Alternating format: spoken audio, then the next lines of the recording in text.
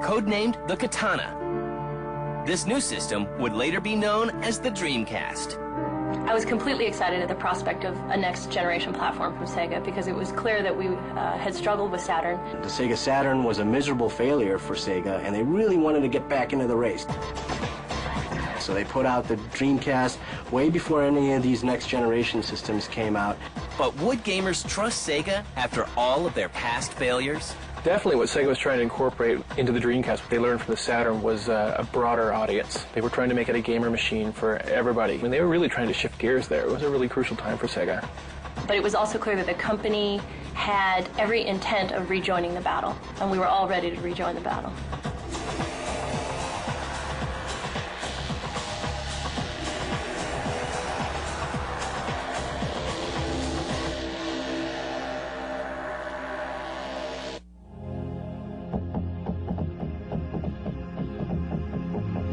On November 27, 1998, the Dreamcast is made a reality to the Japanese gaming public. One of the key events for all game consoles is the Japanese launch. Japanese launches up to this point were something big. I mean, really big. The Japanese government requested companies to not launch their game systems during weekdays because it cut down on national productivity. Trains would be slowed down as they go by Akihabara, which is the electric town in Tokyo. Japanese people loved good graphics. At that time, Dreamcast was very great graphics, so everyone was excited about it. But the launch is not without its problems. Due to manufacturing glitches, Sega fails to meet shipping goals for the console. So with Dreamcast, they missed their first window of opportunity because NEC was making their graphics chip, and there weren't enough available for a full launch. So a lot of people left stores empty-handed. The image of the time of the Sega Dreamcast, I think, with the Japanese public was, looks like maybe Sega's turning over a new leaf. It's kind of it was a new feeling for Sega, I think, and they really had a successful job of arousing interest in the public and showing that they were maybe ready to start something really strong here. It was Sega's next big console after the Sega Saturn. The Sega Saturn was a miserable failure for Sega, and they really wanted to get back into the race. So they put out the Dreamcast way before any of these next-generation systems came out. With the U.S. launch still more than a year away, Sega president Bernie Stolar takes note of the mistakes made by his Japanese partners. And I was interested in rebuilding Sega, re-establishing the strength that it once had, both in software and hardware, and rebuild a team that became a world-class team to help drive an organization. And that's what I wanted to do, and I believe that the team did that. It's not about one individual, it's about a team. What I can say about Bernie Stolar is that he did a lot of things really, really right. You compare the Japanese launch of Dreamcast to the U.S. launch of Dreamcast, and Bernie had the publicity in place. He had the enthusiasts really rallied so that they were excited. While Sega is poised to take the U.S. by storm, Sony is set to shake up the video game world. At every moment with Dreamcast, it was always kind of threatened by the looming shadow of this unshown thing. The shadow of PlayStation 2 always loomed large over it. At the beginning, everyone was very excited and behind the Sega Dreamcast, but as time went on, more and more focus shifted towards the PlayStation 2. Then, as early as March in 1999, just really a couple of months later, Ken Kutaragi unveiled PlayStation 2. And it was so much more powerful than Dreamcast, and it could do so much more than Dreamcast. Sony, frankly, was very effective in holding out that promise to gamers. I think to a certain extent they succeeded in convincing their existing PlayStation 1 audience not to get a Dreamcast and to wait until this mythical new system was going to appear. The Dreamcast excites American gamers, with pre-orders for the console reaching 300,000, shattering the record of 100,000 set by the PlayStation in 1995. We really had to reestablish ourselves as a company and gain the consumer confidence back. And they were very, very aggressive, pushing the whole idea of Dreamcast. There was a lot of excitement about the Sega name at that point. Less than 1 month before the launch of the Dreamcast, the team at Sega is dealt an unexpected blow. Right before the day itself, Bernie was fired from Sega. I didn't agree with who was at that then became my boss, Mr. Okawa. So we had a parting of the ways, and I left the company. It was unfortunate, but the team that I had built and the team that had really helped build the launch, they were in place. They were ready to go. They were ready to drive the product. And they did. The Dreamcast juggernaut could not be derailed, and the system launched in the U.S. on September 9th, 1999 for $199. I think what made the Dreamcast so great are really the games. Right from launch, it had a couple really great games. It had the Soul Calibur. Sonic Adventure was really popular. It had great football games with Sega's NFL 2K series. Here's the snap. Barr passing for the score. And he's in for the score. One of the other things that made the Dreamcast so great is the online feature. Out of the box, this came with a modem, this system. Immediately, you could be getting on and playing against other people across the country, and that was a real novelty back then. Just 4 days after the U.S. launch, Sega reports selling 372,000 Dreamcasts and bringing in over $132 million. The launch was successful. Sega was successful. And it regained the confidence of both the retail community and the consumer. We knew the Dreamcast was a tremendously successful launch when retailers started calling us in week 2 and 3 saying, we're out of stock, we're out of stock, we have to have more hardware, we have to have hardware, people are banging down our doors. Sega tried to do all the things that they had done wrong with Saturn, right with Dreamcast. Saturn was very miserable to program. Dreamcast was a snap to program. Saturn had a very old-fashioned controller. It was really just a Genesis controller, still at the kidney bean shape. Dreamcast had a newfangled controller. They really looked and tried to do everything different. And that's one of the things was really good. But would it be good enough to hold off the PlayStation 2?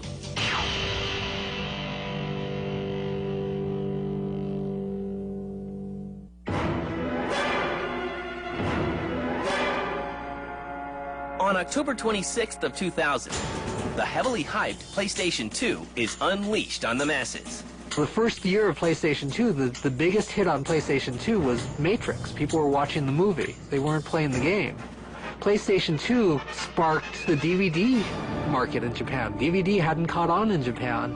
And before PlayStation 2, you'd walk through Akihabara and there'd be game stores every place. After PlayStation 2, you'd walk through Akihabara and you'd see DVD stores.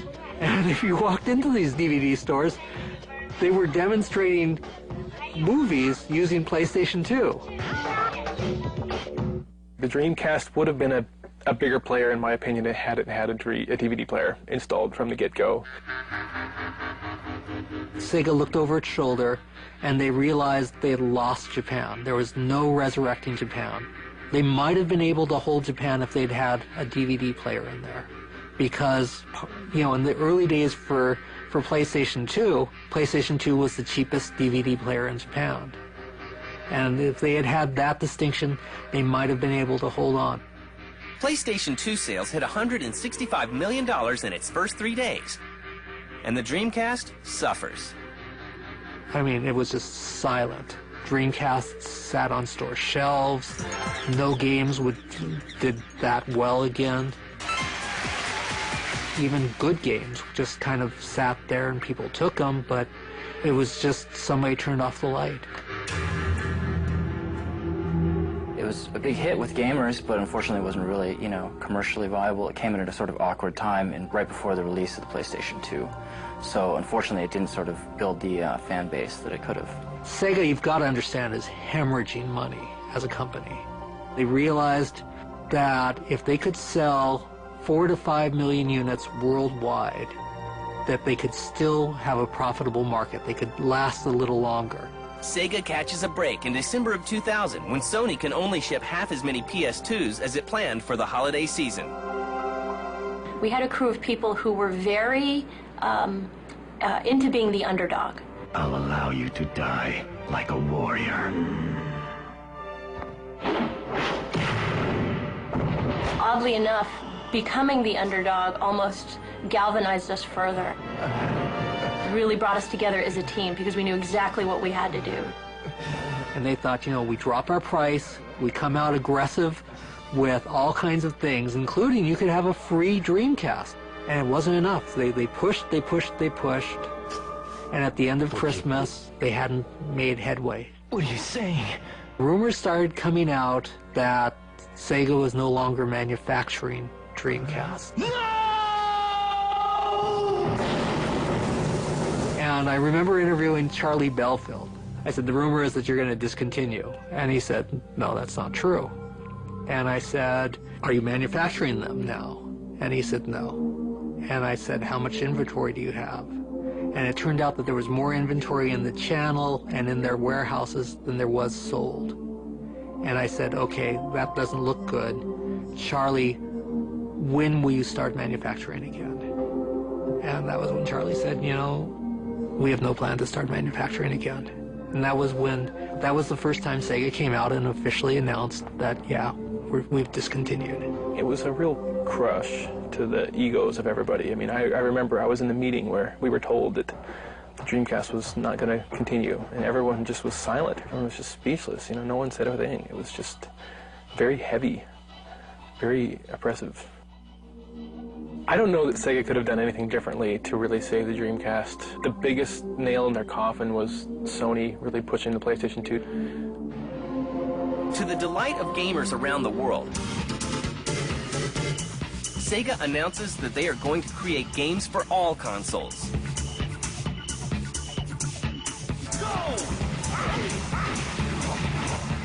I think it was a time where Sega really had to address itself and say, are we going to now just be a software company?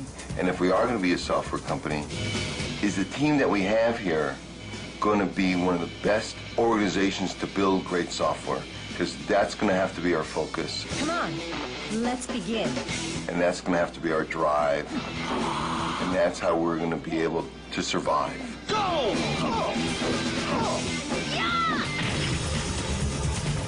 So when Sega said that they would no longer be hardware specific, there was a lot of excitement. They really were the belle of the ball. Microsoft, for their Xbox console, got Sega to promise them Panzer Dragoon. A beautiful game. But Sony turned around and they had the Virtua Fighter series locked up for themselves. You know, that was the arcade hit, and that was the bigger seller. Especially in Japan, that was a big seller. Virtua Tennis! There was a very committed Sega fan base right up till the end of Dreamcast that very much appreciated the Sega style of gameplay. As we transitioned from a hardware company pushing the Dreamcast platform to a software developer, we were able to successfully convert the Sega fan base to other hardware platforms via our games. We were able to explain to gamers, yeah, you can still have your jet grind radio, but it's just going to happen on these other platforms, but we promise you it'll be the same exact wonderful gameplay experience. And Sega gamers came along with us. But the Dreamcast will live on in gamers' hearts and memories. If you picked up a Dreamcast, you were holding something that felt like a gamer's machine. It felt like it was made for games. Without a doubt, the Dreamcast showed the world that online gaming was possible and fun and interesting on console. So there's no question with respect to online gameplay, Dreamcast will be remembered forever. Dreamcast is something special, mostly because, you know, it came from Sega. So the games that really were released with it, especially at the beginning, were some of the best games of the last generation, or even this one. I've been in this industry a long time. I've seen a lot of hardware companies come and go. Dreamcast will always have a position in this industry from a historic standpoint because it did so well in the first 2 years that it was there, it really established itself. Here is a system that was ahead of its time. People who owned a Dreamcast in 2000 and 2001 were probably a lot happier than people who owned a PlayStation 2, because there were a lot of great games for Dreamcast. I think that it will go down in history as one of the more desirable systems.